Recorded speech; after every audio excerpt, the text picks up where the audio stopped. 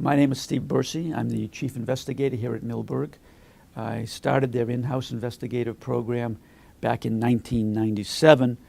Prior to that time, I had 26 and a half years as a special agent in the Federal Bureau of Investigation. Basically, there are two types of whistleblower programs that we're involved with. One is what we call the qui tam program, and that involves fraud where the government has lost money.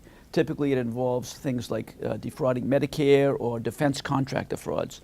And then we have the SEC whistleblower program, which is separate and distinct. In terms of potential qui tam cases, the biggest two, of course, are Medicare and defense frauds. Medicare is a particularly large cash cow. You will see we have many cases involving ambulance companies, hospice, nursing homes, physical therapists. With respect to defense contractors, there are a lot of things involving maintenance in Iraq of vehicles and stuff where the government is being grossly overcharged. Sometimes equipment's not being repaired properly. It can endanger the lives of our troops.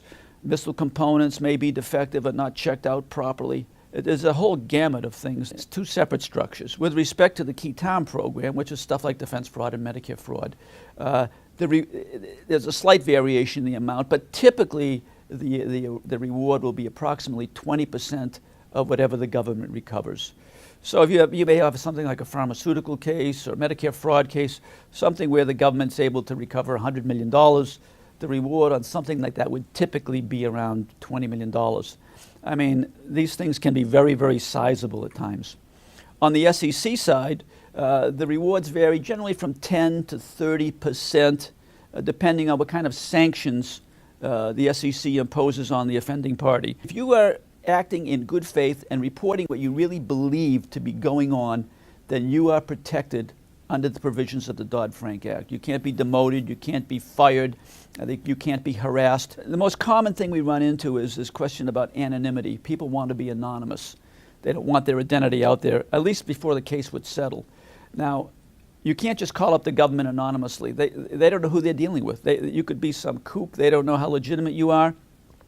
But if you're represented by an attorney, we become the middleman. We become that filter.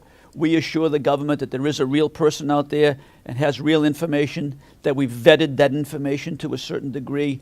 So we're actually we're providing a bit of corroboration for the government that they really probably have a case here. It will cost you nothing to bring these cases forward. We bear any and all expense in connection with these cases.